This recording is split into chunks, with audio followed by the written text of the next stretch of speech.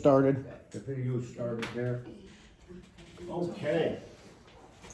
So, and everyone knows who we got here online. We got Ann Roberts, we got Chris and Linda Welsh, and we got Gail and Avon.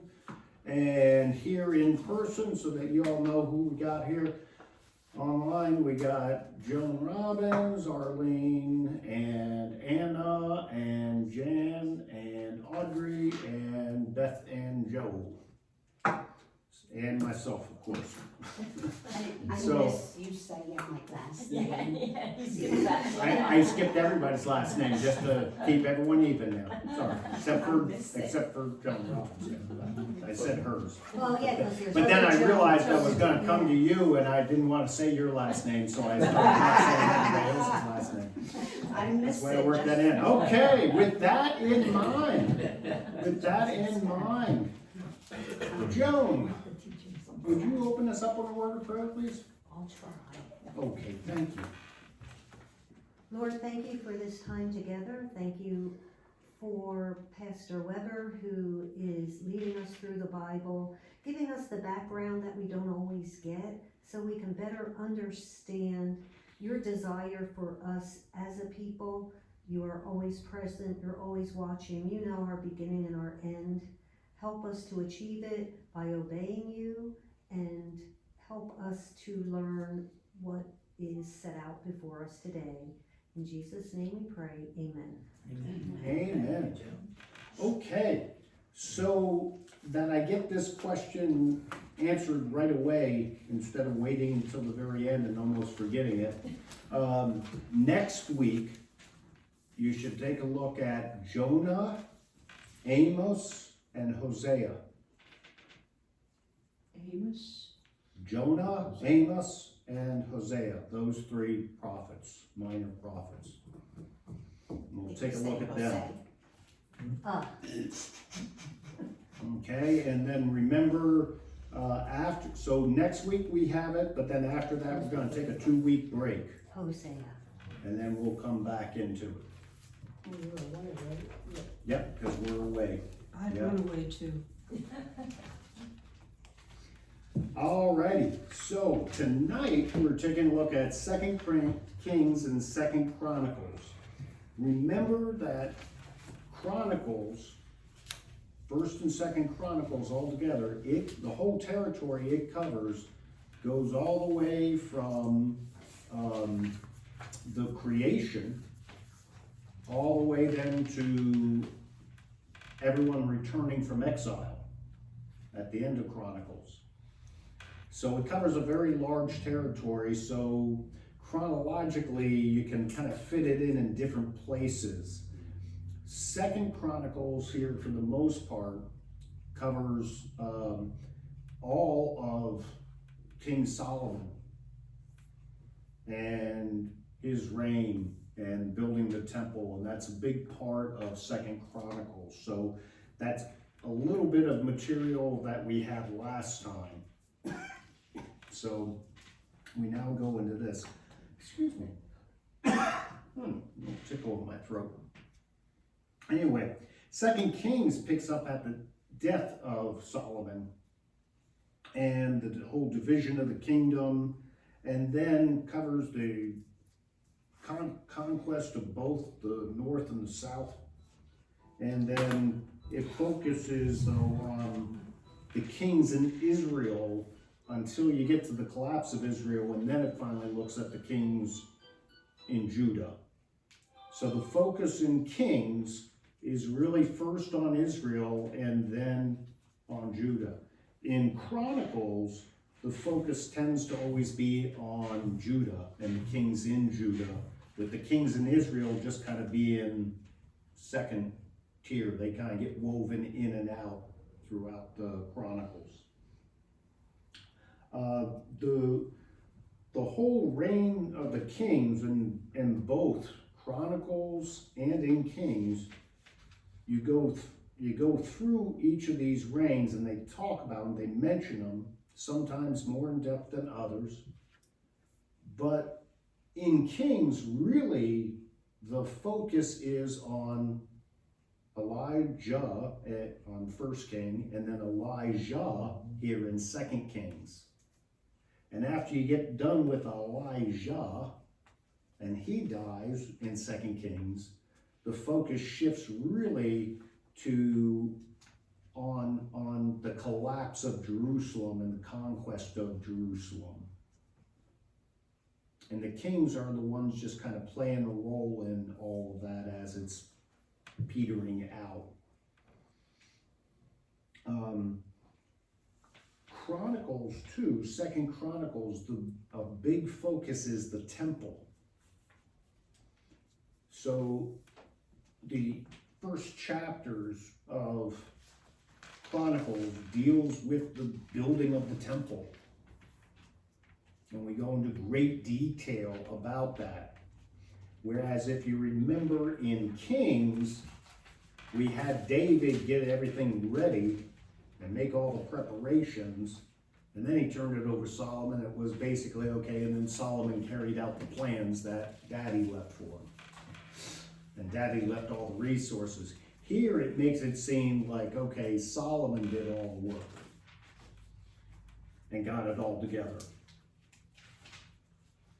And the focus is all on this, on the temple and on what constitutes proper worship. And that's kind of an issue that goes throughout Chronicles, this whole idea of the temple, because it starts with the building of the temple, and then you go to the destruction of the temple.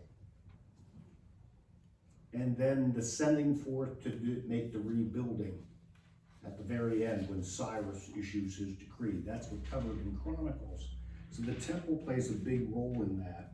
And the whole idea of how they're worshiping. In Chronicles, you see much more emphasis on worship.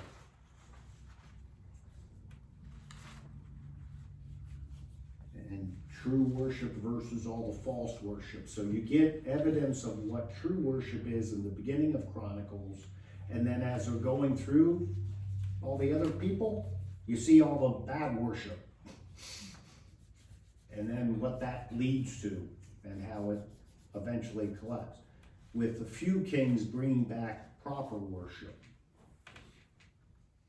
So there's a parallelism between First and Second Kings that shows it as a whole unit. And I kind of lay that out for you in a table on the chart there. So First King begins with David. Second King ends with the king of Babylon. And he becomes the first person, the person of focus, that king of Babylon. First King opens up with Solomon's glory and all the thing of how wonderful Solomon was. But then it closes, Second King is closing with the shame of that last king. And it begins with this blessing of obedience. So things are being obedient in the beginning. So they have all this prosperity, growth, and recognition by other nations around the world. The Queen of Sheba coming, seeing Solomon and everything he has. But then at the end, it's all the curse of all the disobedience that goes on. So it becomes a literal fulfillment of Deuteronomy. If you remember in Deuteronomy, yet the blessings and the curses were laid out. And if the nation of Israel did all the things right, they would never have to worry. One person would chase 10,000 away, and they'd have plenty of crops and plenty of kids, and everything would be wonderful. And if they didn't obey God and didn't do what they were supposed to, then all this curses would come upon them and problems would descend upon them. And you see that play out in Kings and in Chronicles almost in a literal fashion in terms of the types of successive problems they have as they fall deeper and deeper into disobedience. You begin with the opening of the temple in First Kings, and then you end with the destruction of the temple in Second Kings. And First Kings shows this progressive growth of falling away from God, and the emphasis is on that, while in Second Kings the emphasis is on all the consequences of this having fallen away from God. First Kings, you got Elijah as the main prophet. Second Kings, you got Elisha as the main prophet. And First King, as it's building on this falling away from God, it's showing the patience of the Lord. How God's putting up with this and continuing trying to call them back. In Second Kings, you got the justice of the Lord being played out.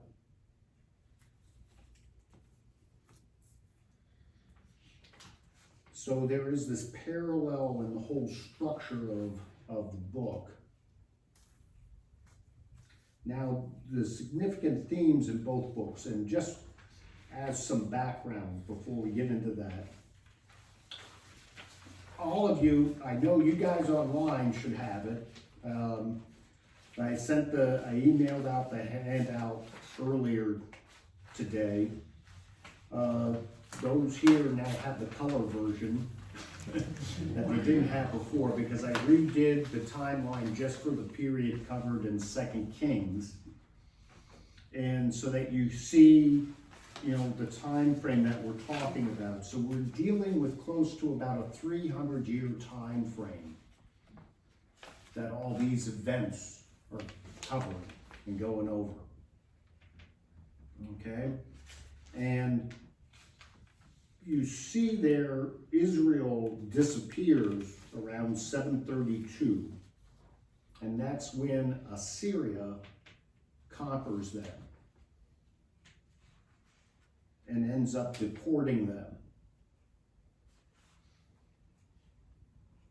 Now, one of the things that we don't have you ever noticed how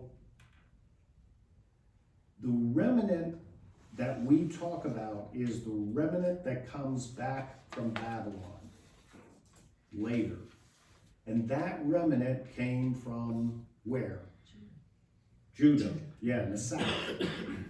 And in the south, it consisted of what tribes? Benjamin and Judah. Yeah. So it just consisted of the tribe of Judah and Benjamin.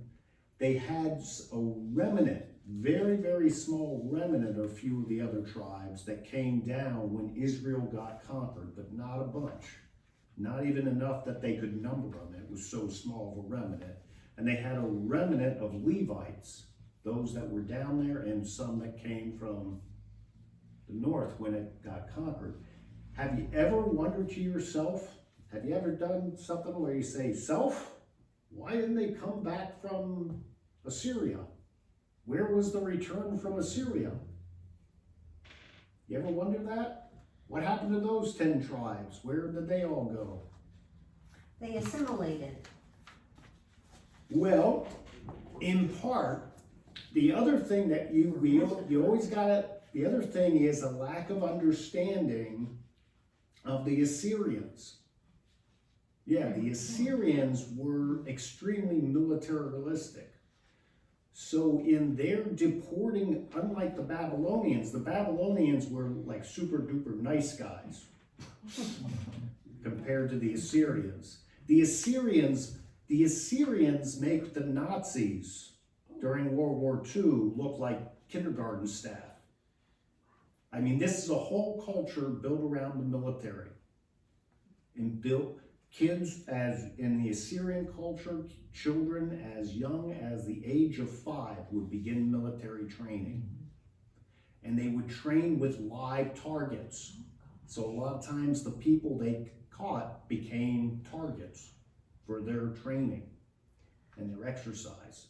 Now, Assyria is Syria today. Syria, part of what is Syria, today was the Assyrian Empire. The Assyrian Empire consisted of a merger of what was what was called Arm, and you would see it referred to in the Bible as Arm earlier on, and the Hittite And together they formed and they made an empire over a period of over 100 years. They became what we call the Assyrians. And the Assyrians were the first true military type empire where you're not just going to go raid land and then run back. You're going to conquer them 100% and claim that as your territory. And then you're going to leave military in place to hold the land and to make sure it's being governed correctly, and for them to give tribute back. And basically what happens to the Assyrians is they overextend themselves and then the Babylonians conquer them. And Babylonian is Iraq today? Yeah, the Babylonians were Iraq and a little bit of Iran, and they end up going into what is Assyria and up even into the southern edges of Turkey, and all the way over. They go down into Egypt too. The Babylonians end up, their empire extends down into Egypt. They conquer Egypt also. So the Assyrians were, you got to really understand how mean and rough they were. And there's probably a good chance that pretty much everybody that got deported got exterminated at one point or another in there. They either got worked to death as slaves or they got it used as military practice targets. And Josephus, his account of the Assyrian conquest of Israel talks about how the Assyrians, just for the heck of it, they would take everybody, and every fifth person they just bump off and execute. It didn't matter whether woman, child, baby, if it didn't matter, every fifth, like just for general purposes. Yeah. And they would kill all the leaders, would get executed. So that's, who the Assyrians were, and you just have to kind of keep that in mind. Whereas the Babylonians, they were good militarily, but they actually had a bit of civilization and an idea that what we could do is to simulate our conquest into our society and thus help grow our own society and culture. So you keep that in mind when Israel commit. You just get a few that come down into Judah to escape, and they escape, but it's a very small part, and that is what then becomes the remnant. And you can kind of see how in Judah you have the really bad king, the dark red, and then goes to green, and then goes back to red. And then the last few are just, they're not super bad, but they're kind of bad. And they bumble along. So red is real bad? Yeah, red's super bad. And dark green is real good.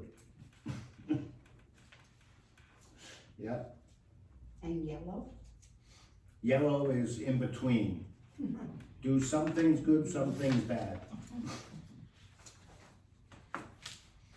Yeah.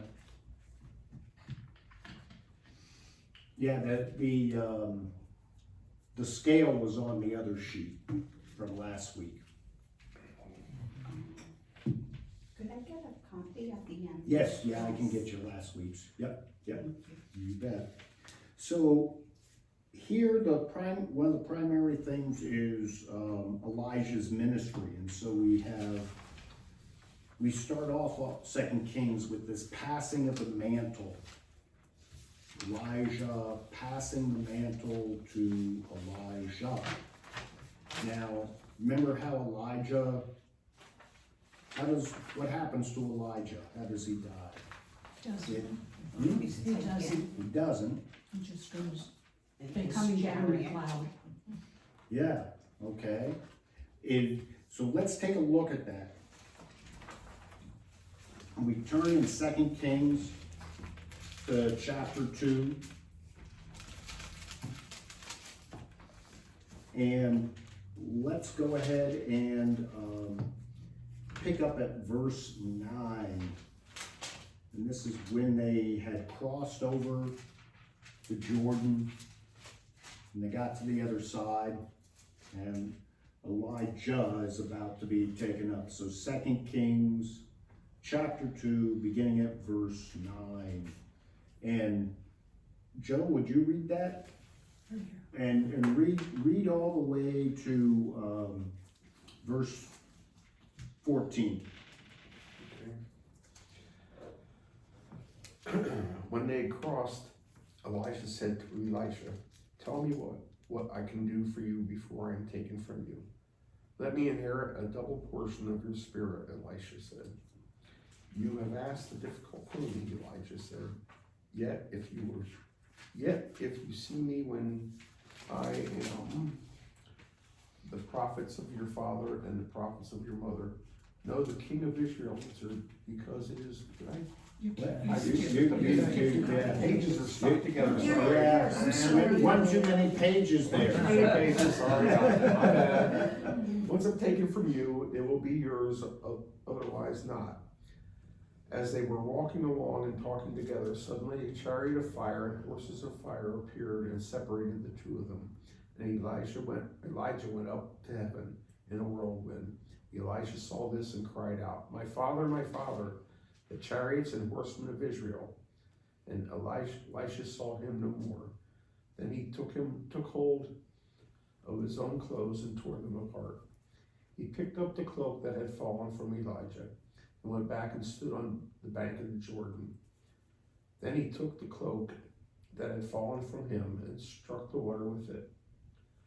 "Where now is the Lord, the God of Elijah?" he asked. When he struck the water, it divided to the right and to the left, and he crossed over. Okay, so what do you make of that chariots? The chariot, the phrase there, chariot of fire and horses of fire coming down. What do you make of that kind of phraseology? I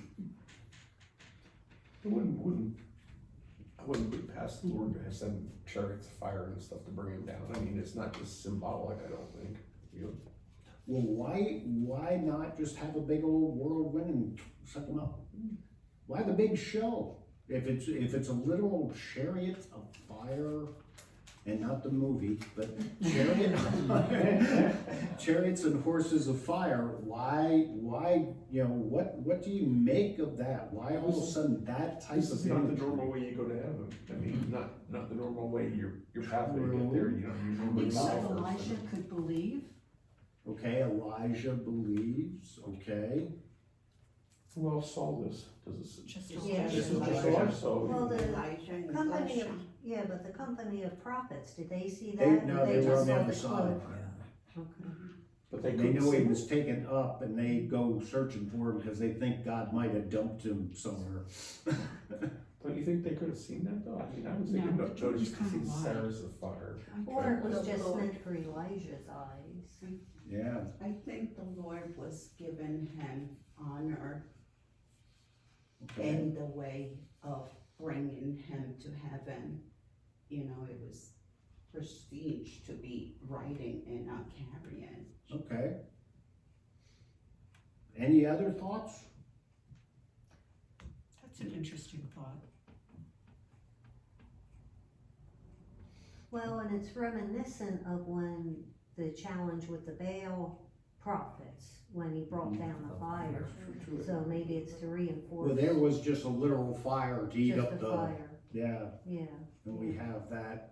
So the phrase chariot, that particular phrase there, chariot of fire and horses of fire, is actually a phrase, it's an idiom in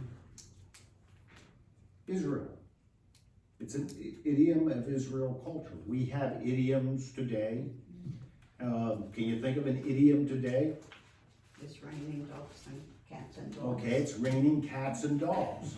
And when we say it's raining cats and dogs, you don't see a bunch of Fidos and meows falling from the sky and go, oh, look at all those cats and dogs out there. Woof, woof, woof, it's just, but we say the phrase and we write it. So now some interpreters looking at that phraseology say this is an idiom of Israel, and what it's talking about is the strength and power of God. And it was an idiom used to describe the strength and power of God.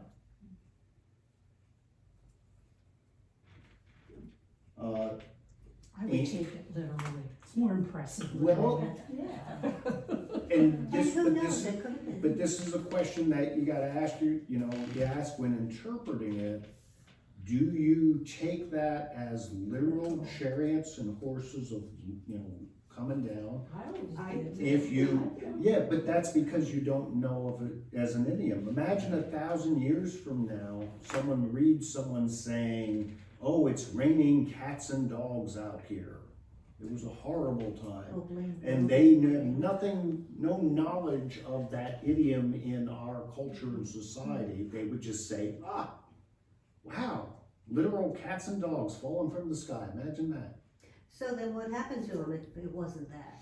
Well, not that he wasn't taken up in a whirlwind, but this thing is, so this is where it's the idea that the whirlwind is of such strength and such power. It's like all these chariots and horsemen coming up. And there might have been, because we have fire associated, we have tongues of fire descending upon the disciples when the Holy Spirit descends, that the Spirit of God is often associated with fire also. So it's not that he wasn't taken up, he's still being taken up. It's just that in describing the scene, this becomes the way of describing it, that the people of the time in reading this or seeing would understand it, that, oh, it was a forceful take up. It wasn't just wasn't like a little tornado all of a sudden came and go swirling up. This was something of great force and strength that came upon. And So that was used to describe the intensiveness. the intensity and power, that this is not just a natural phenomena that came and take him up. It wasn't Dorothy and Toto going up in the tornado to the Wizard of Oz. And so this is saying, this is God. This is a thing of God. The intensity, purpose, it was definitely of God that took it up. So it's really setting it apart as that. Hopefully that makes sense to everyone. And so notice the thing that he does is he picks up his mantle and then he has it. And then we see that we get the impression with Elijah now through his ministry that he does indeed have a double portion of Elijah's spirit. And the reason being is, remember what happened to Elijah? What happened with Elijah's ministry? What happened to what? Elijah's ministry. He would do something great and then run and hide. Yep. Do something great, run and hide. So he'd have this, God is on fire for God, and then he gets scared and run away. And then be hiding a little bit, and God have to kind of eke him back out. And he goes through periods of being a tad bit depressed and despondent. With Elijah, we never see that. Elijah is steadfast, firm to the point, all the way through. He never has a period where he's in any kind of sense of doubt. And so that's the indicator that he truly did receive double the portion of spirit that he had asked for. That he's so imbued with the Spirit of God, boom. Oh my gosh. He never has a period of going away. And so I lay out the different parts of his ministry and the places where you see it discussed in 2 Kings. And there is actually, this is not necessarily the only thing that Elijah does in his ministry, because there are great gaps of time between these events. But these are the ones recorded because what it shows is that God is God over everything. He's God over natural resources. When he's with the widow, he's God over life itself. When he raises the child that was dead, the Shulamite woman's child, when he raises that child to life, that God is God over diseases, when he heals Naaman, the lepers, of the leprosy, and God over the mundane things, tools that you use to ply a trade, like the axe head. God over all areas. So from the tradesperson to the king, from illness to death, natural resources that you need to live. And he even then has a miracle after his death. With Elijah gets taken up, but Elijah even has a miracle after his death. And let's turn to 2 Kings chapter 13, and we'll look at his death. Now that we saw him starting his ministry, we'll look at his death, and then what occurs after that. So it goes to 2 Kings chapter 13, verse 14. Okay. Arlene, could you read that, 14 through 20? Sure. Now Elisha was suffering from the illness from which he died. Jehoshaphat, king of Israel, went down to see him and wept over him. My father, he cried, the chariots and horsemen of Israel. Elisha said, get a bow and some arrows, and he did so. Take the bow in your hands, he said to the king of Israel. When he had taken it, Elisha put his hands on the king's hands. Open the cast window, he said, and he opened it. Shoot, Elisha said, and he shot. The Lord's arrow of victory, the arrow of victory over Aram, Elisha declared, you will completely destroy the Armenians of Aphek? Then he said, take the arrows, and the king took them. Elisha told him, strike the ground. He struck it 3 times and stopped. The man of God was angry with him and said, you should have struck the ground 5 or 6 times, then you would have defeated Aram and it completely destroyed it. But now you will defeat it only 3 times. Elijah died and was buried. Yep. Keep going all the way to 21. Now Moabite raiders used to enter the country every spring. Once while some Israelites were burying a man, suddenly they saw a band of raiders. So they threw the man's body into Elisha's tomb. When the body touched Elijah's bones, the man came to life and stood up on his feet. Isn't that interesting? Wow. Yeah. Magic bones. Yeah. So Elijah's dead, he's just a pile of bones. And you see, they're accounting a story because it talks about his bones. They're recounting a story. They throw in a story here that's years later. Does anyone know how Israel, what burial custom they had? Yeah. They would bury the body, they'd wrap it, and then after a year or so, they would go in, unwrap it, and clean the bones and put the bones in a little box.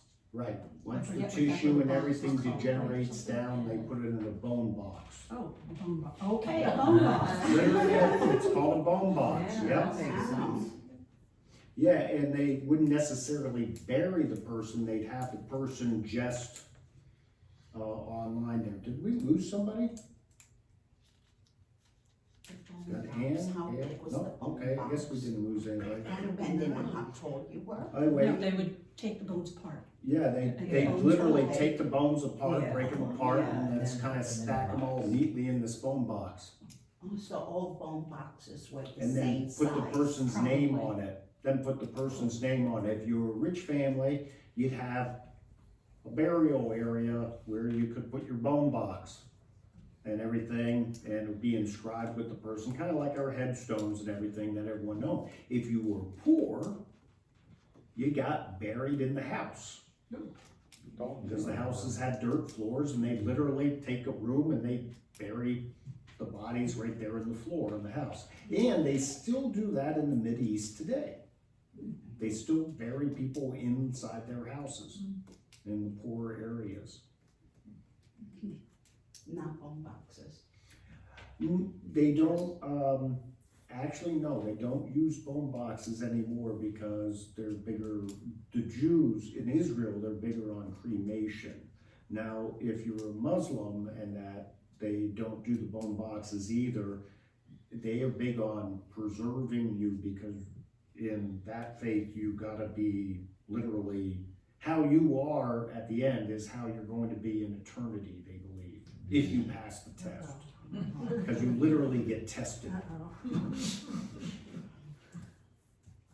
And So they're not organ donors. No, you're right. They're not, and they don't believe in cremation. If you're a very observant Muslim, you would not be cremated. Absolutely not. Or autopsy. Well, but that's the whole reason for beheading and doing things, because what they're believing now they're doing is they're totally disgracing their enemy. So, anyway, enough with that rabbit trail. Going down that rabbit We'll trail. all have nightmares. So what do you make of this miracle that happens to Elijah after he is dead? Long after he's dead, years later after he's dead.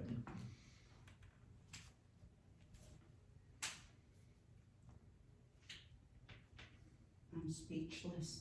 Yeah, Imagine. well, it's a bit of this. So here's the thing. This is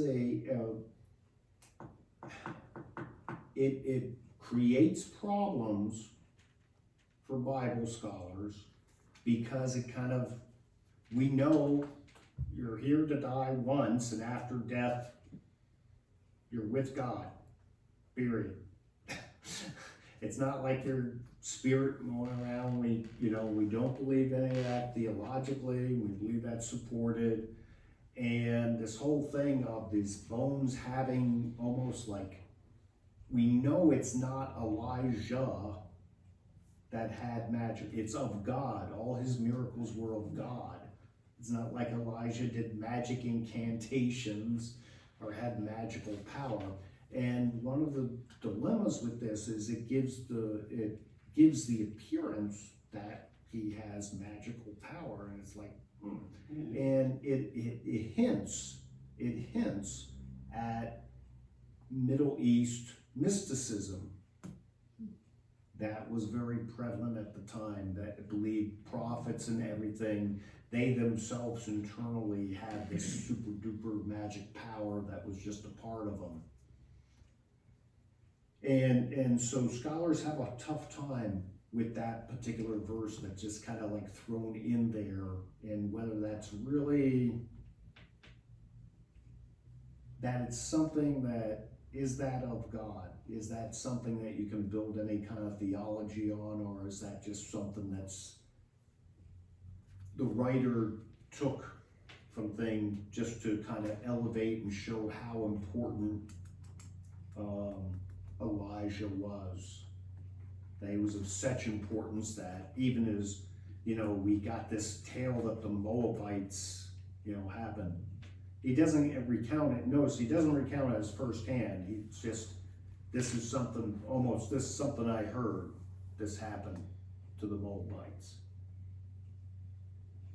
But now Elijah didn't come back to life. No, Elijah didn't come back to life, but his bones supposedly had this magical power to heal someone that's not of any faith, not of the faith, not of God, nothing, boom. So that's, you know, that's one of those other things. That's one of the difficult areas to interpret. The general thought is it is something that's just thrown in there, taken from the culture of the time to show how important Elijah was You think it really as a did? man of God. You think the possibility is that it really didn't happen, did not happen? Yes, there's a possibility it didn't happen, it was just a story, because even the way he throws it in there, Yeah. you know, and reading it, you know, now bands of Moabites used to invade the land, yep, and every spring. And as a man was being buried, a marauding band was seen, and the man was thrown into the grave of Elijah. And in Hebrew, the way that's written, it's kind of in the same style as it would be, hey, so I heard this story, that this happened to this group of people. Because you know how they came up with story. I heard this one guy got killed and thing, and they threw his body in there, and he came back to life. The Catholic churches have relics. And they Yes, they believe do. they have, I don't want to say magic powers, but holy powers, you know, with miracles. And Well, and because this is one of, in the Catholic Catechism, this is one of the verses used to say, you see, you can pray to the saints after they're dead, and the saints can perform miracles too for you. guess that's why I'm not Catholic anymore. Now, us Protestant scholars on that side, we say, this is more just kind of the mysticism of the time, and the author threw it in there just to kind of show how important Elijah was, not just to the Jews and everybody, but to everybody else in general. And who wrote 2 Kings again? 2 Kings, we believe, was written by Ezra. Do you think that Yeah. us looking at Yeah. it and not really saying, okay, we could pray to saints and if things happen, do you think that makes us a little hard-hearted? Because It doesn't make me hard-hearted, I don't know about you, but I'm just but saying, you know. it doesn't make, no, because it's not that we don't respect the person or hold them in esteem and honor. You know, we still hold them in esteem and honor. We're just saying there's nothing, it's of God, not of his magic, some magic power within his bones or a person. Thank you. It's just of God. So, who's that? To your left, you went the wrong way. Yeah, you kept on going straight. Are you looking for AA? No, I just put the money in. From I'll take some. Oh, okay. Where are you going down? Oh, for Okay. Uh-oh. paying tuition? Thank you. I think so. He did his payment. Pay for For little AA. blessings? Oh, for AA? Yeah. I don't know why he came up here. Yeah, he has to go downstairs. He is going down. He said he'd lock the door. Should I check? Yeah, Make sure it's locked. He's just doing the monthly payment, the Yeah. rent. monthly payment part. So he just leaves it in the office He then. left it in the office, so I think. He's in the bathroom But now. I'll check. He said he'd lock it. Okay. He's, He's probably getting ready, because the meeting starts at 7, so he's probably gonna unlock the door. Anyway. So, any questions about Elijah and about, one other part about Elijah that's important with his ministry. If you take a look at all his acts that he does and his miracles, you notice something strange. Just take a look at the list I gave you.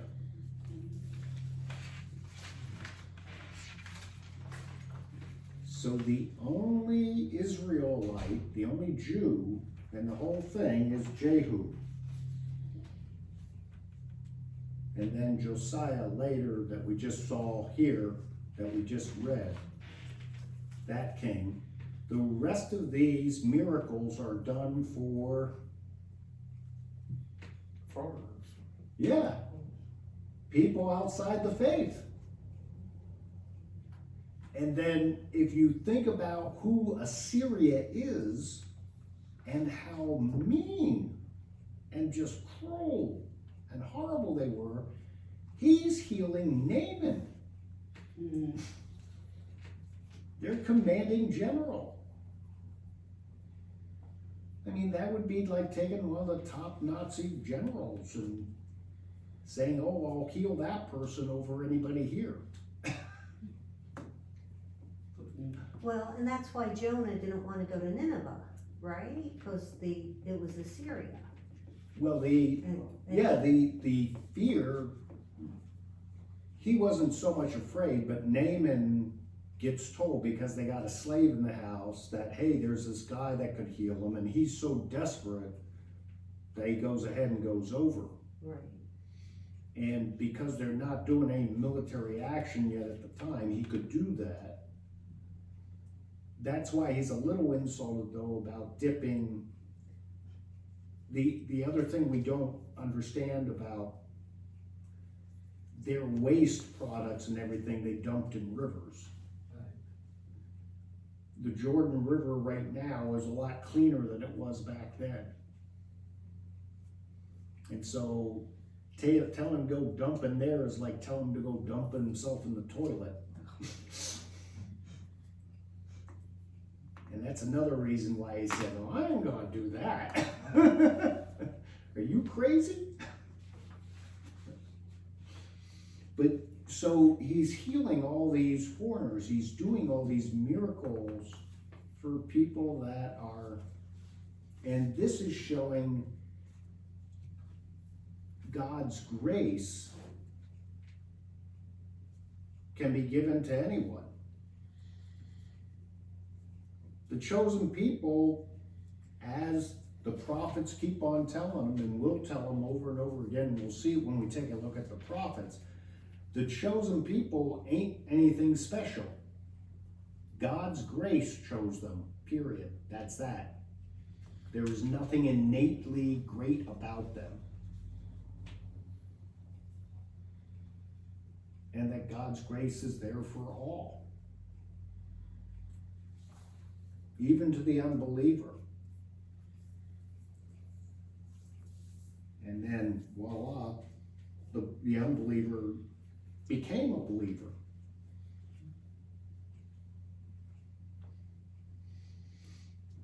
Any questions about that?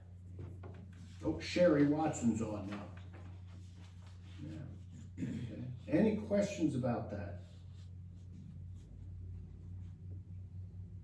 About Elijah? Okay. Wow, we're already 10 minutes up. So now the word heart occurs in 2 Chronicles 44 times. It's the most use of the word heart in the Bible, in any one book of the Bible. And what it's focused on is this idea that obedience of God, worshiping of God, those things, it's a matter of the heart. And same thing with justice. It's a matter of the heart. When I say the word justice, what do you think of? Anybody? What did you say, Linda? I heard you talking. Unmute yourself. I saw you talking. I said, throwing the hammer. Audrey can't hear you. Say it again.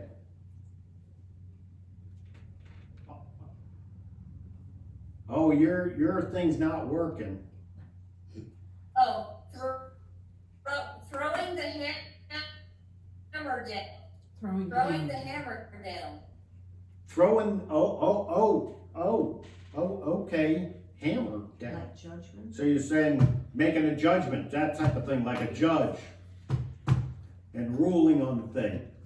Well, you know, and that's how we, in our culture and society, that's how we think about it. Someone else said something? Somebody tried. Who else talks? I got a motion that somebody else said something. Chris, did you say something? Wasn't Chris. He's trying to say something. It's kind of a mouthful. Yeah, well, he's doing the thing with the final judgment, the judge making, Judge Judy. Judge Chris there making the judgment.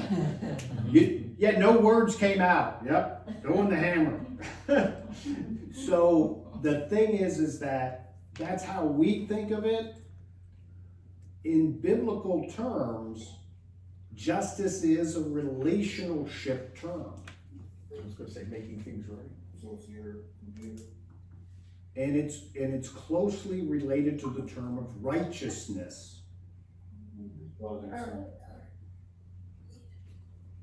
So it is this idea that because you are not being just and not being righteous, then what will happen is Power off. and who's talking now? Sounded like the computer. Oh, so then what happens then is God brings about a judgment through events transpiring and coming about that equals the amount of injustice that you have for others or that you're displaying. When you read through the prophets and you read through all this, and the social justice people love to use this stuff now in the prophets. It's a big thing on the real liberal theology part, because what they're pointing to is they're saying, you know, they're always talking about you're treating the poor lousy, you're oppressing these people, you're doing these things, and so therefore God's going to bring this judgment.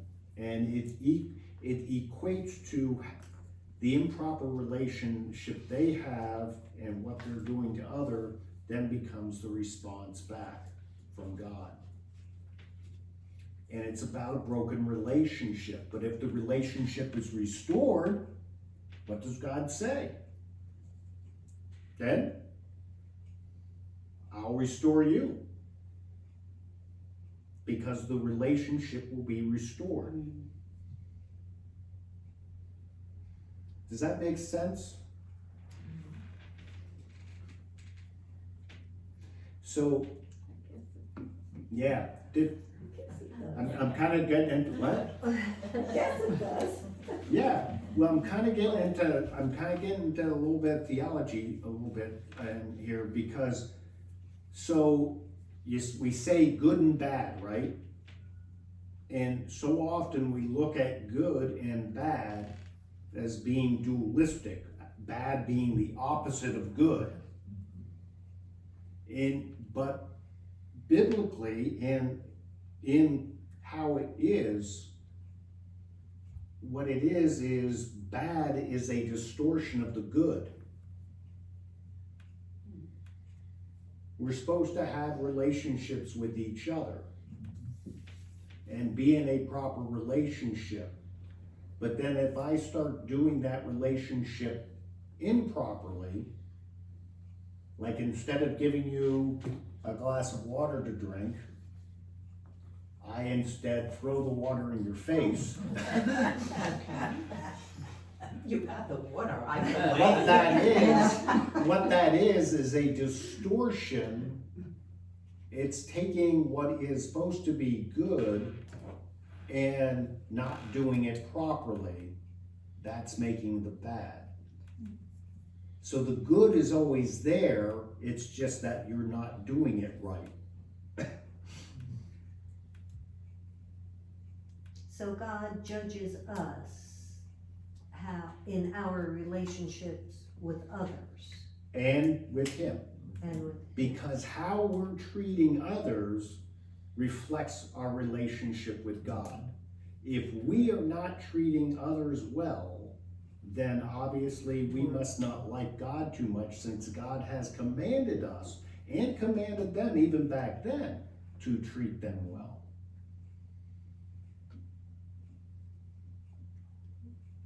And so that's all part of the relationship with God. And so when they talk about justice in the heart, your heart has to be in love with God and love with others. And this is what really, this is the reason this is important, is because it connects it to Christ's teaching. What Christ was teaching was not really radically different from the Old Testament and from what's in there. It's just that we misread a lot of times the Old Testament. We just focus on, wow, they bumped off these people, they killed this 100, they killed those stuff, oh, they did all that stuff, and we totally miss the ones talking about your heart for worship.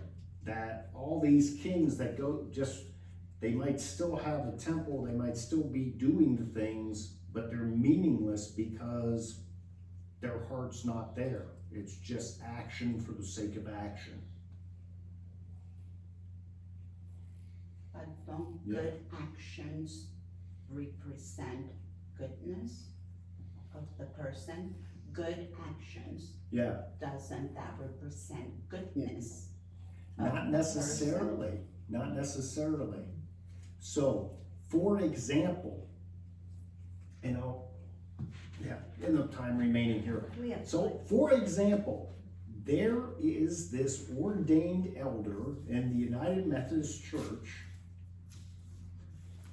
out in Pittsburgh area, and highly successful guy, has had a highly successful ministry, and about 15 years into the ministry, he admits that he doesn't believe in God and never has, and that he lied to the ordained board, he's lied to everybody, and that he doesn't believe in Jesus, he doesn't believe in any of this stuff.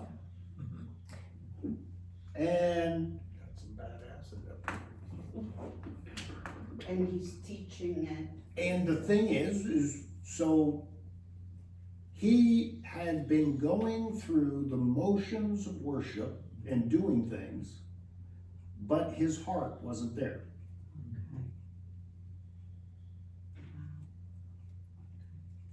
Yeah, and so you can be doing what appears to be all the right things, but if your heart really isn't in love with God, well, then it ain't right. It's empty.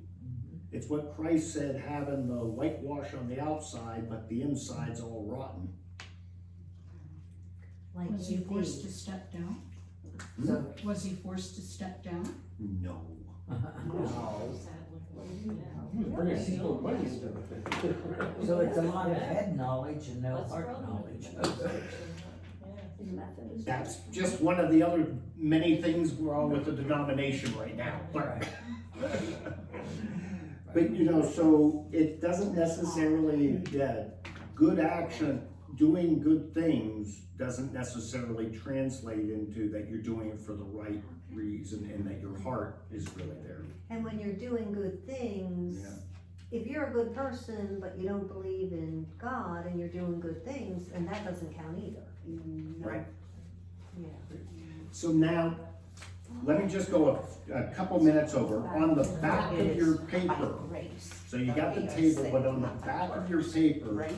you That's how it you got what is kind of the best representations of what probably the real boundaries were, per se, of the different nations. So you kind of see Israel the way it is at this time of the divided kingdoms, and that's the 10 tribes up there. But notice it's shaped a little bit different than what we normally think of things being shaped. And then you got Judah down there with Jerusalem as its capital. By this time period, by the time of the division of the kings, Philistia had grown. It had expanded its borders beyond what was now just the Gaza Strip. It had pushed further out. Moab was a little bit bigger and more active too on the other side of the Dead Sea. And then you see Ammon. Then you got Arm/Syria, and Arm/Syria taking up Damascus, and this is what becomes then Assyria when it gets together with the Hittites. Now they'll come down and they'll actually do an invasion. And at the end of Elijah's life, that king, King Joash, he does battle with Arm and he actually weakens it and defeats it. He defeats them 3 times, but he doesn't defeat them completely.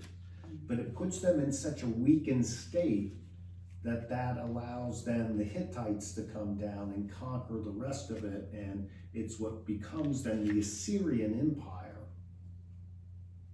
And then that Assyrian Empire comes and they take Shechem. Now when that happens, from the time Israel falls and some people come down there, we do have Assyria come down and they besiege Jerusalem for a while. But they end up getting defeated by God. And then they retreat from that. But what happens is Judah becomes a vassal of Assyria. So what happens, even after they get defeated, Judah is sending tribute to Assyria, kind of paying them off, protection money, so they don't come down and get them again. Because Assyria goes around and Assyria conquers Philistia, and they conquer Moab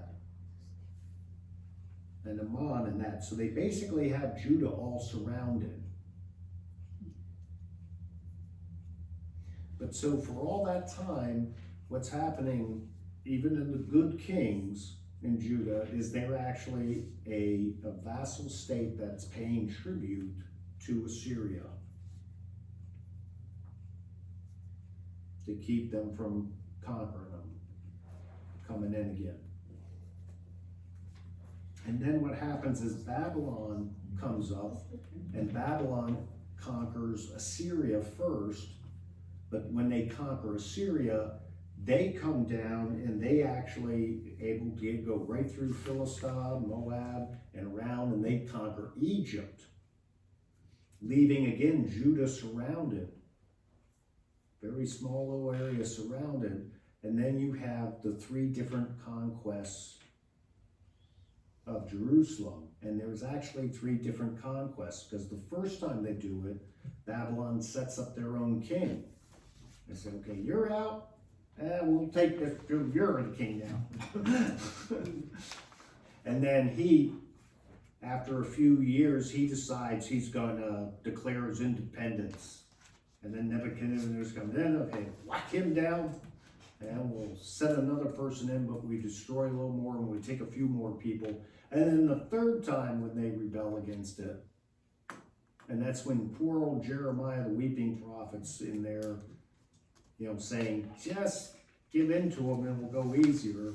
They wipe out the whole place and leave no stone unturned. So there's actually three deportations that occur in the exile period before the 70 years begin. Okay?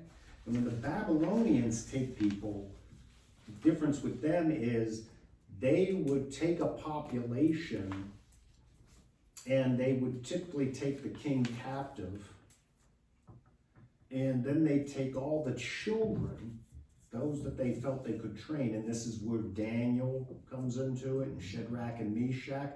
They must have been children of royal family, because they could train them, and they kind of put them in their education center to educate them to be royal servants and to fulfill royal roles. everyone else they take and they disperse them into multiple towns and areas, because then by dispersing the population, it's more likely that that smaller group will get assimilated into others. And so that's the big difference that occurs. And so when you have the return, it's a very small number that returns, because that must be the only group that didn't bother letting themselves getting assimilated and said, oh, what the heck, I'll just intermarry with them and we won't worry about this Jewish stuff anymore. Because that happens with the population too. And then it was only the poorest of the poor of the poor that they would leave behind. And that's what becomes Samaria. This poor, and they're all intermarried group, they stay in that region of Samaria, what becomes Samaria, and they kind of have a little bit of Jewish faith mixed in with other little culture stuff mixed in. They're all half breeds, quarter breeds, 16th breeds, they're all mixed in, and it's a jumble, and that's why it becomes such a detestable group to the Jews when they return.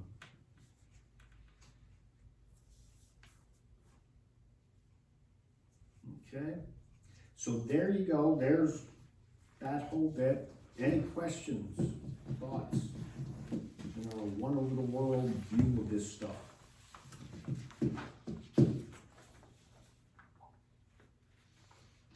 Okay, I see in the chat area, 10 tribes of Israel. In Israel in the north, there were 10 tribes up there and 2 in the south. You have Israel in the north, Judah in the south, 10 tribes. 10 tribes were in the north, 2 tribes in the south. Right. Judah and Benjamin were in the south, the other 10 were in the north. Yep. If you're thinking about the Levites, what? God bless you. Go ahead. Here. What were you gonna say? What's my shirt for? Hey, you put it in chat, whatever. Nothing? Okay. All right. Well, have a good evening then. You could email it later. Thank you. What? Good night. Good night. Okay, good night. Good night, this is Calabash. This is what? What was that? Good night, this is Calabash. Oh. All right. Good night, this is So you're eating. What's he saying? A calabash? I don't know. I don't know what that is. Yeah, it wasn't, and his lips weren't moving, so it was like they were eating it, echoing it through. Only Christmas. Yeah, you're right. This is an extra one. Yeah, oh, you wanted a copy of the one last night. Yeah, that right. You're right. Must be all that pain medication he's on. Yeah. Don't forget to go look at the sanctuary. Oh, that's right. Yeah, we had to go over and look. Yes. Are these chairs new? No, These are the same ones we had. It's the same ones. They It's just, the same they ones? just covered the. no. Because the back support on it, Maybe you got. Yeah, they do have a nice back support. I never had one with a back support. I I thought that was You only got really. one that's I used never a lot. sat on one that had the back Oh, support. you did? No. Maybe you were just more relaxed tonight, so you felt it. Maybe I'm just more achy tonight that I could feel it. Oh, Thank you, Pastor. Sanctuary? Yeah, we gotta go take a look. Anybody know what's happening? No, I talked to him at that, he said he was gonna be here tonight. Last week he said he was coming. He was, Said he has been here for like 3 weeks, so. Did he come to Sunday school on Sunday? I said right Yeah. here on Yes. Sunday school. Well, I don't know if he was here this last Sunday. I wasn't here. I know, But- I'm just achy But today. he usually I'm in the does. mornings, my mornings are But you the can't. best. You can't depend on him. I mean, he says he's coming and he doesn't show. right? Yeah, that must be it. Okay, let's go see. Okay, we'll go take a look. Arlene, I'm It gonna probably go was out. cheaper Look at doing the it. It pew. was probably cheaper So doing am it. I. Oh, okay. Was it? It was probably cheaper to have the pews done flat like that instead of having those tufts put in there. I would I would imagine, think so. I would think that it was. Yeah, I would think so. What's the difference? It's just as comfortable. I'm sure Why it does spend look different, that's true. Yeah, Should we go look? I didn't know they had them done already. Yeah, I mean, I knew they were working on them, right. but I They didn't think. came in and did it and got out. Yeah, they sure did, I'll tell you. Wow. Well, it wasn't a small job, that's for sure. No, no, it wouldn't be. You want to go to Billy Billy's, huh? Or wherever. Oh, because you want Oh, breakfast. we didn't turn, Joe, push the button. Oh, okay, got it. Push that button. The button. Oh, we're still recording. Hi.